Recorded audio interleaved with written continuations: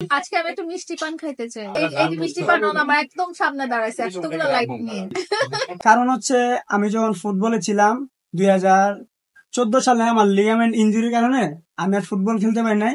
আমি শেখ জামাল আন্ডার 18 খেলছি, তারপর আপনার আরামবাগ আন্ডার 16 খেলছি।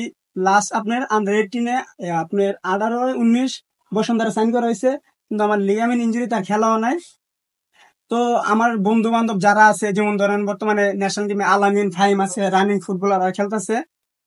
তো আমি যখন ইনজুরিতে পড়ে থাকি, রেগুলার খেলতে পারি না, মাঠে যেতে পারি না, তখন ওরা ঠিকঠাক মতো খেলতেছে, মাঠে যেতেছে, তখন এগুলা মানে আমি নিতে পারতেছি না, মানে খুব পেন হইতেছে বা খুব কষ্ট হয় আমার। তখন আমি চিন্তা করলাম আমি সাইডটা চেঞ্জ করে ফেলবো।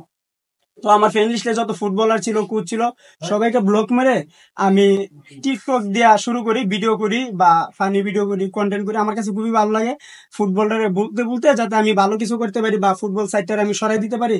এই জন্য মানে আমি ফুটবল কারোর সাথে যোগাযোগই রাখি না। যত ফ্যান বেজ ছিল, যা মানে আপনার যত ফ্যান ফলোয়ার আমার ছিল বা যত বন্ধু বান্ধব ছিল, সবাইকে ব্লক করে দিছি যাতে ফুটবলে কিছু আমার সামনে না আসে। তারপর থেকে আমি টিকটকে ঢুকি যে আমি যদি ফুটবল দিয়ে কিছু করতে পারি নাই, আমি ভিডিও জগতে কিছু করব। তো ভিডিও করতে করতে আপুর সাথে আবির মাধ্যমে ভালো একটা সম্পর্ক হয়। তো আপু আমার ভিডিওর ক্ষেত্রে যতটুকু সাপোর্ট, যতটুকু যা লাগে আমার সবসময় সাপোর্ট করে। যখন আমার অনেক সময় মন খারাপ থাকে, যখন একা থাকি, এরকম সময় মানে আপু এরকম সময় আমার কল দেয় যে নিলয় বাসায় চলে আসো, খাওয়া দাওয়া করে দুপুরে ইফতার করে যাও। মানে আমার অনুভূতিটা মনে হয় আপু বুঝতে পারে। এই সময় আপু কলটা আসে আমার যখন মন খারাপ থাকে। তখন আমার কাছে মনে হলো যে আমি যেহেতু ফুটবল খেলতে পারি না বা ফুটবলটা আমি অনেক মিস করতেছি, তা আমার চিন্তা ভাবনা ছিল যে আমি মিডিয়াতে কিছু করব, এমনকি ভালো ভালো কাজ করব। তো আমার খুবই আগ্রহ, আমি নাটকে কাজ করব। তো আরেকটা কাজ করছি, তো আর পরে 1 বছর কাজ করার পরে একটা কাজ করছি 1 বছর আগে, তারপরে আর কাজ করাও নাই। তো অনেকদিন পরে যে আমাদের যে ডিরেক্টর লাবিব ভাই, উনি আমার খুব কাছাকাছি থাকি, আমরা এক লগে থাকি। উনি আমার নিয়ে খুবই চিন্তা ভাবনা যে আমার নিয়ে নাকি হবে বা আমার নিয়ে কাজ করলে ওনার ভালো লাগে।